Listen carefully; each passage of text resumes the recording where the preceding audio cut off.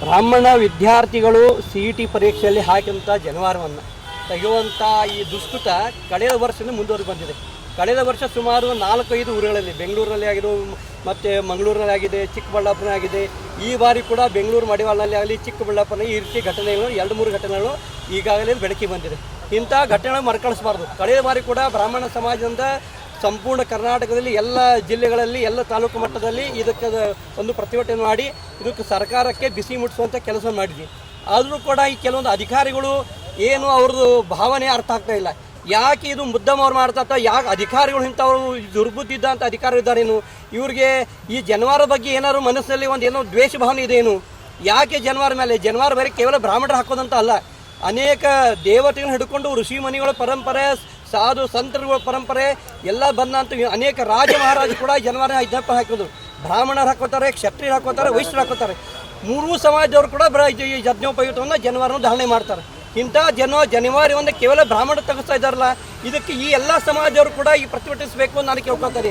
ಮರಾಠ ಸಮಾಜ ಎದ್ದು ಹೇಳಬೇಕು, ಜನವಾರ ನೀವು ಕೂಡ ಹಾಕೋತೀರ. ಕ್ಷತ್ರಿಯ ಮಹಾರಾಜರು ಅಂತ ನಮ್ಮ ಶಿವಾಜಿ ಮಹಾರಾಜರು, ಸಂಭಾಜಿ ಮಹಾರಾಜರು, ಅನೇಕ ರಾಜ ಮಹಾರಾಜರು ಕೂಡ ಜನವಾರ ಹಾಕೋತಿದ್ರು. ಇದು ಕೇವಲ ಬ್ರಾಹ್ಮಣರ ಅಪಮಾನ ಅಲ್ಲ, ಇದು ಇಡೀ ಮರಾಠ ಸಮಾಜಕ್ಕೆ ಅಪಮಾನ. ಮರಾಠ ಸಮಾಜ ಅಷ್ಟೇ ಅಲ್ಲ, ಇದು ನಮ್ಮ ವೈಶ್ಯ ಸಮಾಜ ಅವರು ಕೂಡ ಜನವಾರ ಹಾಕೋತಾರೆ.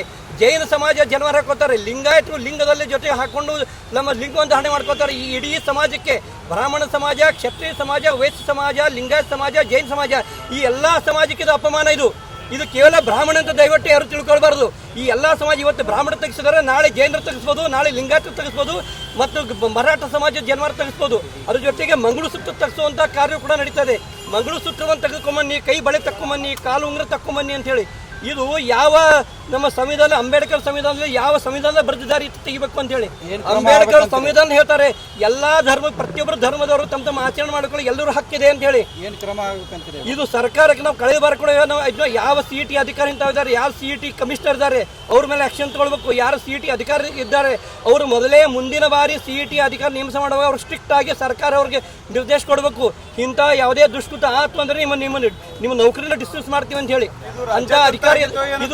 ಇದು ಕೆಲವೊಂದು ರಾಜಕೀಯ ಪ್ರೇರಿತ ಅಥವಾ ಕುತಂತ್ರ ಅಂತೂ ಹೇಳಲಿಕ್ಕೆ ನಾವು ಸ್ವಲ್ಪ ಇರ್ಬೋದು ಅದರೊಳಗೆ, ಅದು ಹೇಳ. ಬಟ್ ಕೆಲವರು ದುರ್ಬುದ್ಧಿ ಇರ್ತದೆ, ಏನೋ ತಮ್ಮ ದ್ವೇಷ ಭಾವನೆ, ತಮ್ಮ ಏನೋ ಸಮಾಜಗಳು ತಮ್ಮ ಪರ್ಸನಲ್ ಆಗಿ ಏನೋ ಒಂದು ತಮ್ಮ ಸಮಸ್ಯೆ ಆಗಿರ್ಬೋದು. ಅಂಥವ್ರು ನಾವು ಎಲ್ಲ ಅಧಿಕಾರ ಅಂತ ಹೇಳೋದಿಲ್ಲ. ಯಾವ ಅಧಿಕಾರ ಇಂಥ ಕೆಲಸ ಮಾಡಿ ಅವ್ರಿಗೇನೋ ಸಮಾಜ ಬಗ್ಗೆ, ಜನರ ಬಗ್ಗೆ ಏನೋ ದ್ವೇಷಮಾನ ಇರ್ಬೋದು ಅಂತ ಕೆಲಸ ಮಾಡಿದ್ದಾರೆ ಅಷ್ಟೇ ಅಂತ ತಗುತ್ತೆ. ಈಗ ನನ್ನ ಹೆಸರು ಜೈತೀರ್ ಸೋದತ್ತಿ ಅಂತ, ನಾನು ಅಖಿಲ ಭಾರತೀಯ ಬ್ರಾಹ್ಮಣ ಮಹಾಸಭೆಯ ಜಿಲ್ಲಾಧ್ಯಕ್ಷನಾಗಿ ಈ ವಿಷಯ ಮುಂದಿಡ್ತಾ ಇದ್ದೇನೆ.